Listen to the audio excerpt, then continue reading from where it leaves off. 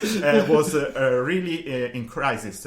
In Trieste, we had a good power inside the region. Franco Rotelli and a lot of and Michele Zanetti continued his process. But in the rest of the world and in the rest of Italy, the process had a big stop from that. Because I think, like in Britain especially, this has been used as a way to dismiss everything that happened. Because they say, oh, look, they went like in different parts of Italy.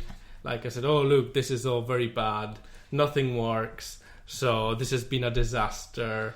And a lot of people don't realize that, like the structure that we're talking about, the mental health centers with beds and everything, it doesn't really happen in other parts of Italy. No, for example, in Veneto, which is really near to Trieste, we have a traditional medicine, a traditional psychiatry.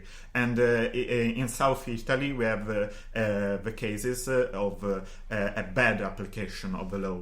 We have contention, we have compulsory treatment used in a bad way, we have locked doors, and it's really, really different. That's why the block of power of Trieste tries to explain the importance with of the process with international meetings and those kinds of activities. Even my work is aimed to give more power to this kind of revolution. In these days, it's really difficult to continue this kind of process because we have a cutting of resources and austerity, etc. The welfare is being cut off, and it's really difficult to even keep what was inside Trieste. We are in a regression. Trying to defend what's been achieved rather than moving forward. And I read that I think 30% of the emergency units in Italy have open doors and 70% have locked doors, actually. So this open door process is not in the majority of places in Italy. And also the fact that there's beds in open door places in the community is just in Trieste. So not just in Trieste, maybe about in a few places. So basically, there's still a strong compulsory care in other parts of Italy, but the law is the same though. So it's still, you can only be admitted even in the worst places in Italy if you need urgent treatment or you refuse treatment, and there's no other places where you can be helped. So I don't know. I don't think in any part of Italy there's people that are kept for years on a ward. No, only I think there was some cases forensic.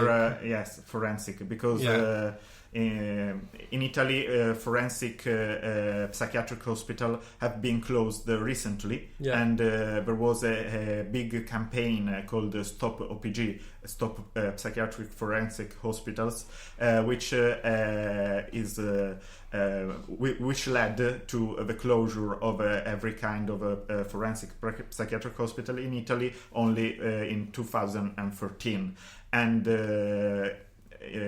we knew about really horrible condition of people. There was the concept of what we call ergastolo bianco. A person was kept for life with a renewal of his sentence without that the doctor could see him. And I think what's important as well for people that are listening from Britain about Trieste is that there's a different definition of the concept of dangerousness and the concept of risk. So in Britain, when we see somebody who's very upset, what we read into that situation is, oh, this person is dangerous. and dangerousness becomes like a label of the whole person, not of like an aspect of the experience. So how are issues like aggressiveness or anger, how are they approached in Trieste? Maybe, I don't know, Marilena, if you want to say, if you have any experience of... For my experience, I saw in the center some people who were angry or anxious and started screaming, and the nurses or the doctors, they tried to talk to her, and they just talk and try to calm down the person, just staying with him or her and talking with her or him, whatever. And but in Trieste we have this. We are also used to this kind of people, let me say, because after Basaglia closed the asylums, all that people just you can see them walking on the streets all around the city, and you can talk to them, and they are. If you understand them and try if you try to understand them, you can talk to them, and you can discover that they are really nice. And so we can see this kind of people angry, or that sometimes shout in the street. But we are used to it because we don't think that they are dangerous. We think they need help, maybe, or yes, we think, oh, poor thing, they need a little bit of help, but we are not scared, and yes. But I mean, also, if you want to help somebody who's like this, and you're scared of them, and you want to just restrain them. Like, for example, in Britain, in psychiatric hospitals, in the ward, we have like these rooms, they're called seclusion rooms. So where people are kept in isolation. So in a moment of crisis, they're physically restrained or pinned to the floor and forcibly injected with substances they don't want, and then left in this place in isolation. Yeah. I think this is not a good thing, because no, not just because of the cruelty, but for the health of the person, because share your thoughts with someone, share your feelings, and this is the key. This is the answer, because after my treatment in the center in Trieste, a psychologist told me to meet some guys, young people, to have pizza, to go out at night. I tried, and now it's been 8 years that we got in touch, and we share our feelings, and we share our thoughts. We go out for a pizza, we go out to see an exhibition, for example, and it's not just the sharing how we feel, but also sharing our life with someone else. Okay. Because in isolation, I tried this. When you are isolated, you have some thoughts. Maybe they are bad thoughts, and you tend to get them bigger and bigger because you don't have someone else to share them with, and you don't have another point of view that maybe can just make you see something different. Yes, and sharing is the first thing. So I think that it's a very important thing that you're saying, because I think like in Britain we use a lot of templates, like even as a worker.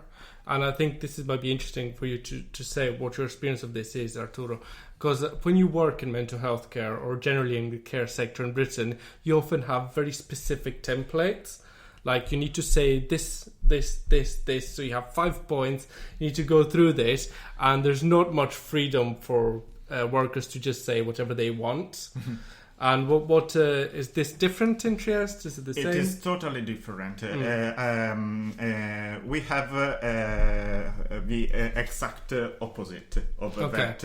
We have too much freedom, and sometimes the operator are in a little bit chaos because of this. An example: the mental health center does not have a room for a doctor fixed, and this causes some delays waiting for the doctor finds a room. It's something that I think in your country does not happen. Okay, but this has some good points. For example, this kind of freedom is something that is flexible, and so there is a system that suits and tailors on the person. And this is something that was really important. For example, there was some issues in this development of this model.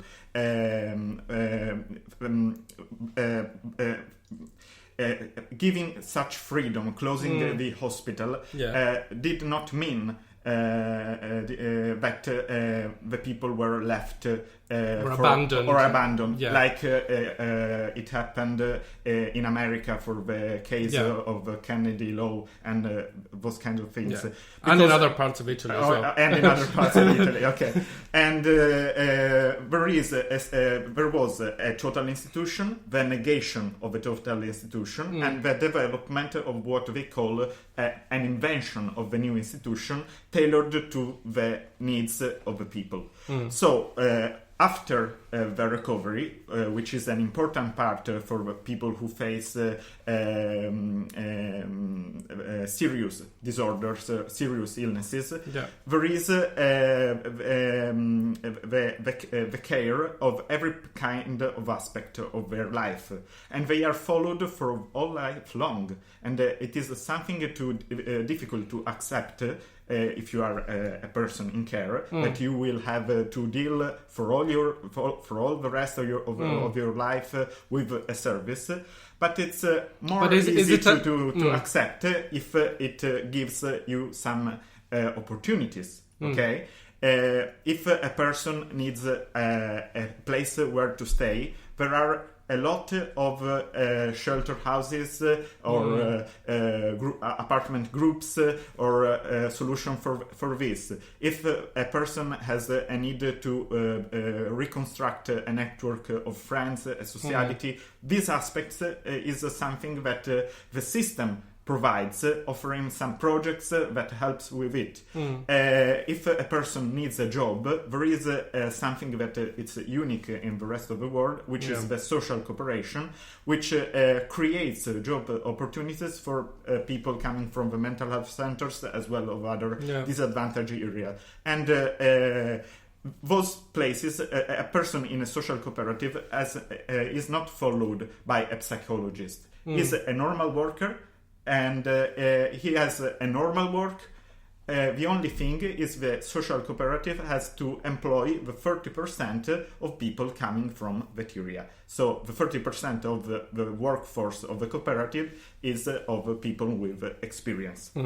But is it a good thing, though, that people are always followed by the system? Is it not a sign that the system is not able to get people out of the system, to a situation where they don't need help?